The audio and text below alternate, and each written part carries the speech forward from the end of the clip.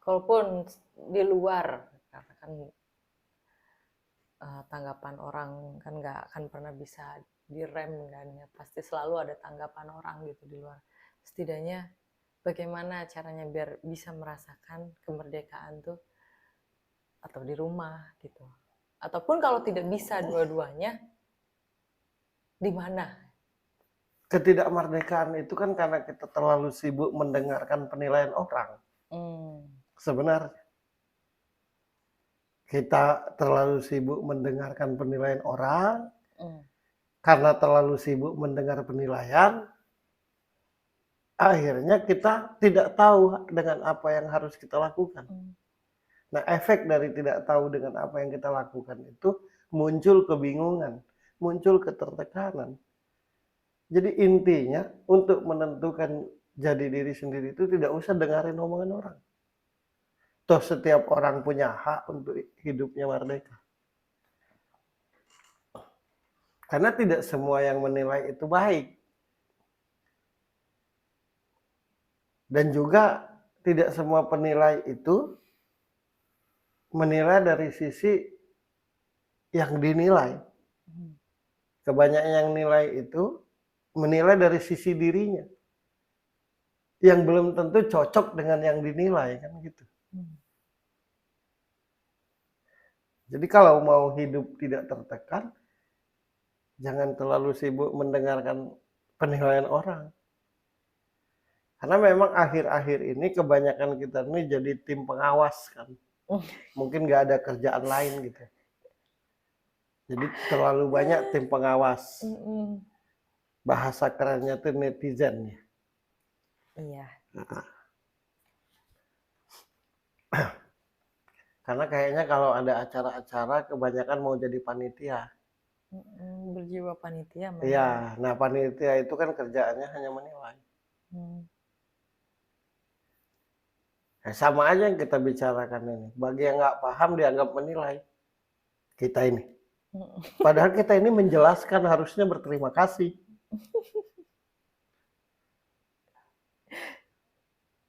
Iya. Nanti berterima Karena kasih. kenapa? Apa yang Belum. Karena kenapa? Menurutku tidak hanya seorang Depano yang mengalami begini. Banyak pasti. Nah, kenapa aku bahas biar yang mengalami hal yang sama seperti Depano ini jadi berpikir. Tahu harus melakukan apa. Iya, jadi merenung. Nah, yang tim pengawas yang bodoh tadi pasti nilainya ya nggak ngerti juga kan. Menjelaskan dan menilai aja nggak ngerti apa artinya. Coba contohkan kalau menilai itu seperti apa sih? Kalau menjelaskan ini kita menjelaskan. Nah, kalau menilai itu seperti apa gitu. Kalau menilai itu begini. Ada orang pakai baju merah. Nggak bagus. Itu jelek. Nah, itu nilai. Kalau menjelaskan itu, hei sini. Baju kulitmu kan warnanya coklat. Rasanya tidak cocok kalau pakai baju merah. Lebih cocoknya mungkin krem, warna krim gitu. Nah, kalau baju merah ini harusnya bagi yang berkulit putih, biar sinkron.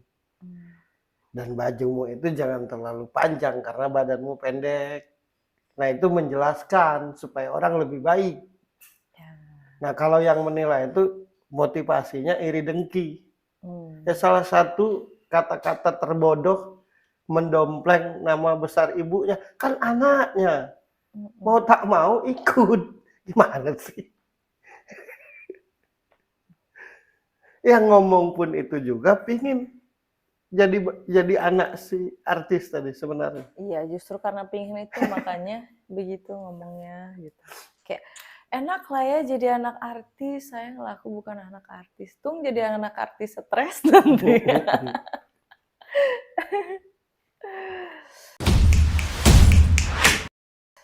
Nah, Devano ini kan suka menceritakan tentang isi hatinya, bukan suka sih, beberapa kali menceritakan tentang isi hatinya di media sosial gitu untuk hanya bercerita tentang apa yang dia rasakan gitu kan. Karena dengan begitu menunjukkan tidak ada tempat Untuk dia merdeka bercerita. dan setidaknya untuk bercerita gitu.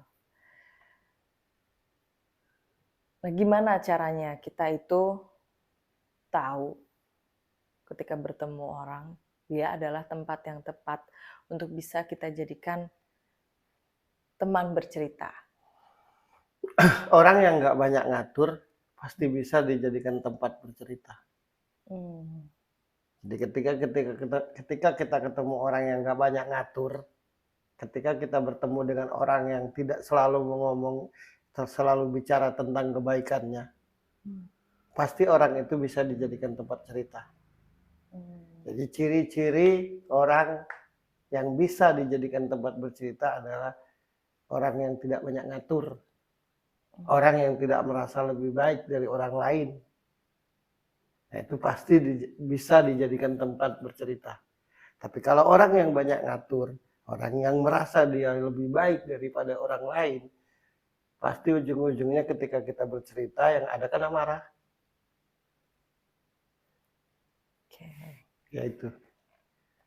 Nah, ini ngejelasin ya, bukan nilai.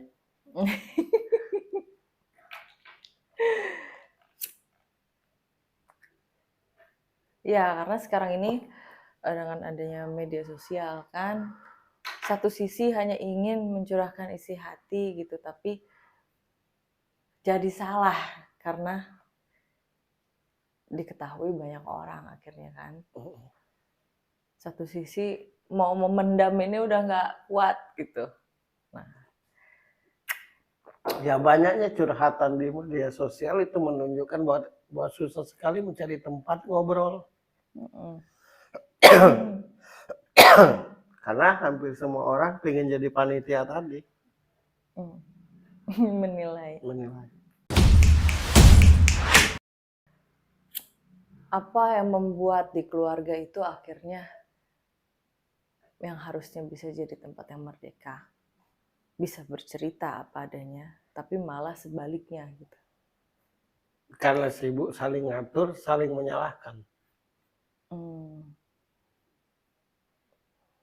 Karena merasa lebih baik daripada yang lain.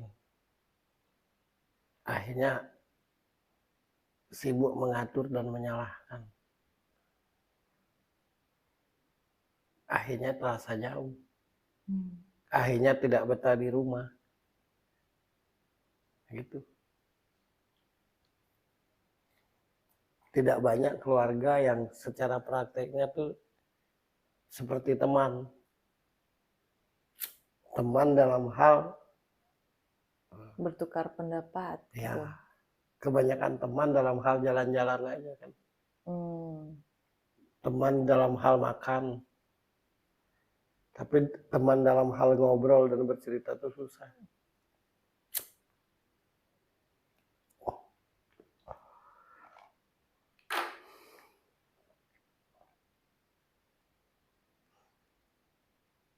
Gampang saja kalau cerdas.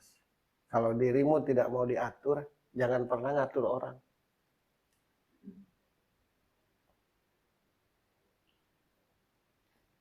Kan gitu. Kalau dirimu tidak mau dinilai, jangan pernah nilai orang. Kalau hidupmu tidak mau repot, jangan terkenal. Karena kalau terkenal pasti repot. Kadang-kadang kita tuh lupa dengan konsekuensi. Gitu. Padahal setiap keputusan semua pasti ada konsekuensi. Kenapa semakin hari ke sini semakin sedikit orang yang mampu menerima konsekuensi akan setiap pilihan hidup gitu? Karena sibuk saling atur. Karena sibuk merasa paling baik, paling benar, paling keren.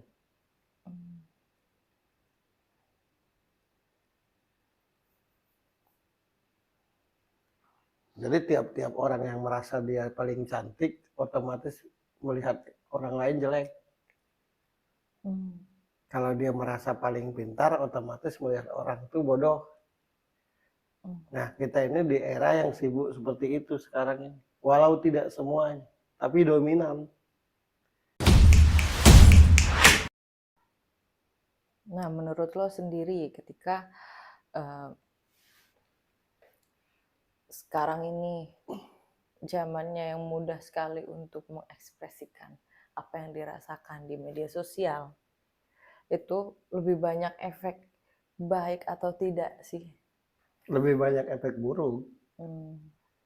Karena kan ketika kita menceritakan apapun yang kita alami dalam sebuah keluarga, terutama hal buruk, itu kan mau tidak mau, diterima atau tidak, sama aja bongkar aib. Dan itu menunjukkan bahwa di keluarga itu sendiri tidak harmonis. Harmonis secara tampak, tapi secara praktek tidak.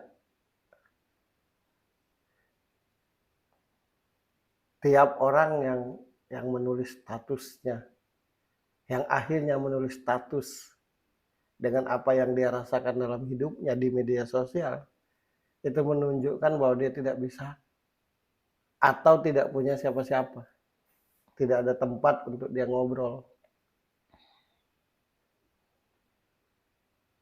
Istri menulis status apa yang dia rasakan di media sosial, berarti dia tidak bisa bercerita dengan suaminya. Suaminya menulis apa yang dia rasakan di media sosial, itu menunjukkan dia tidak bisa bercerita dengan istrinya. Teman bercerita tentang apa yang dia rasakan di media sosial, berarti dia punya teman yang tidak bisa dia jadiin tempat cerita. Jadi menurutku semua, walau jelek efeknya, tapi semua orang yang mencurahkan isi hatinya, terutama hal buruk di media sosial, itu menunjukkan bahwa dia tidak punya siapa-siapa dalam hidupnya.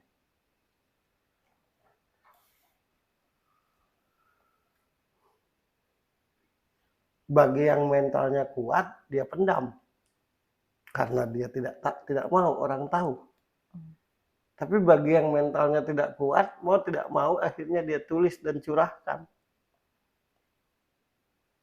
Nah, kalau efeknya banyak jelek, ya jangan kaget. Ya menceritakan hal buruk di sebuah media, ya pastilah. Mungkin bisa balik lagi ke zaman dulu kali ya, nulis di buku diari itu. Habis itu digembok ya, jangan lupa. Karena kalau ditulis di media sosial kan, dan siapapun yang menulis apa yang dia rasakan di media sosial, menurutku di samping karena ketidakmampuan menahan apa yang dia rasakan, yang kedua pasti tujuannya menyindir orang-orang terdekat dia, biar paham dengan apa yang dia rasakan. Karena ketika bercerita tidak bisa.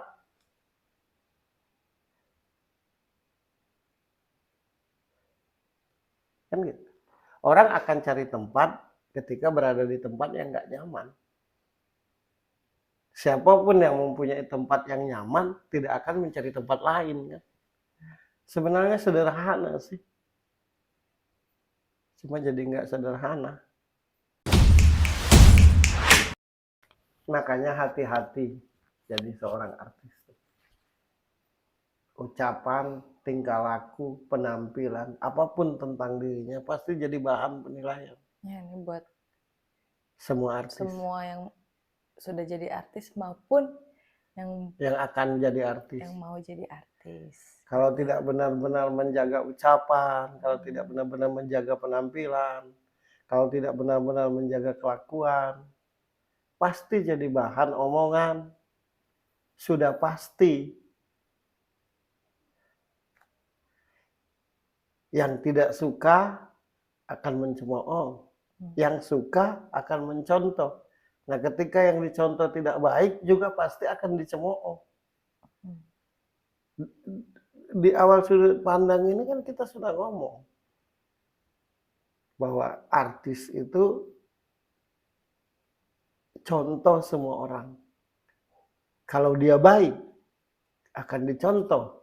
Baik di sini, baik ucapnya, baik penampilannya, baik tingkah lakunya, baik juga perannya. Entah sebagai penyanyi, entah sebagai aktor, aktris, entah sebagai host, pokoknya artis. Itu detik itu juga dia jadi artis, detik itu juga dia jadi contoh banyak orang. Nah kalau tidak benar,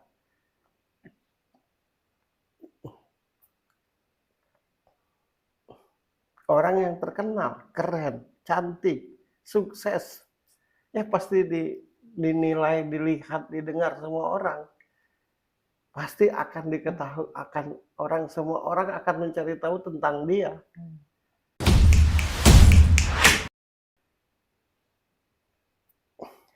Jadi buat yang mau jadi artis terkenal, yang sudah juga yang menuju, tolong pikirkan tanggung jawab.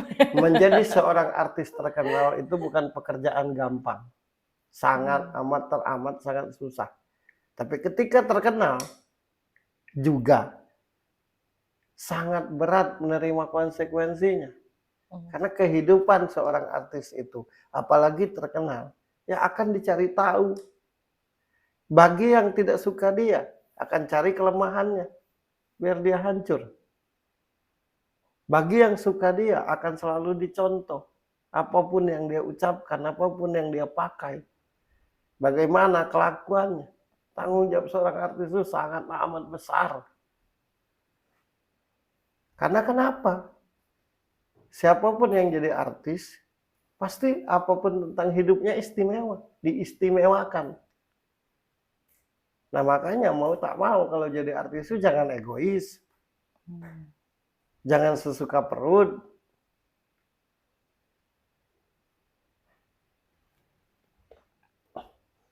Apalagi zaman sekarang, menjadi artis terkenal karena saling caci maki sesama artis. Itu kan lucu. Tentang rekening di bank dikabar-kabarkan, tentang apa yang dibeli dikabar-kabarkan. Nah, ketika ada yang menghujat, salah. Ketika ada yang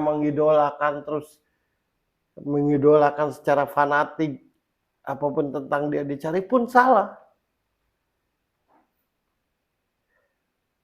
Harusnya seorang artis itu yang dia lakukan setelah dia terkenal itu bagaimana ketika dia ahli bernyanyi, semua orang jadi semangat untuk belajar nyanyi. Ketika dia pintar acting, menjadi siapapun yang mengidolakan dia, jadi semangat untuk belajar acting. Ketika dia seorang pelawak, gimana caranya siapapun yang mengidolakan dia jadi semangat untuk belajar jadi seorang pelawak. Nah, jangan terkenal karena saling caci maki antar artis. Jangan terkenal karena saling banyak-banyakan duit. Jangan terkenal gara-gara cepat-cepatan beli mobil baru. Karena artis zaman dulu tuh tidak seperti itu. Menurut zaman sekarang aja kenapa jadi begitu.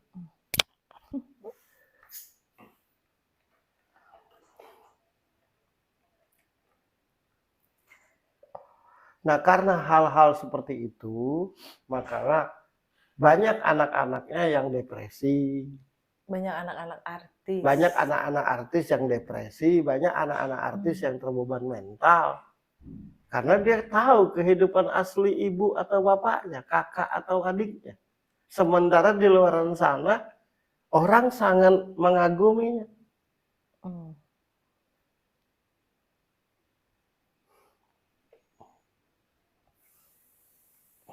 Kan sekarang ini sudah gak ada filter gitu.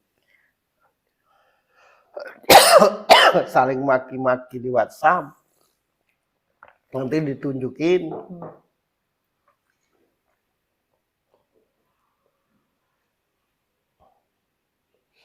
saling mengungkit-ungkit apa yang diperbuat.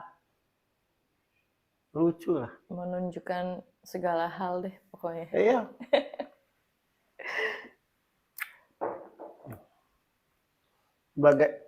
Intinya, tanggung jawab seorang artis itu adalah bagaimana setiap yang mengidolakannya itu jadi semangat untuk mempelajari talentanya. Jadi semangat untuk berjuang dalam hidup. Jadi semangat untuk supaya pintar dalam berpakaian. Jadi semangat untuk supaya teratur dalam berbicara. Nah, itu namanya influence. Menginfluence. Nah, kalau sekarang kan enggak. Menginfluence semangat. Ya, Iya, jangan. Sekarang kan tahu sendiri. Jadi wajar lah.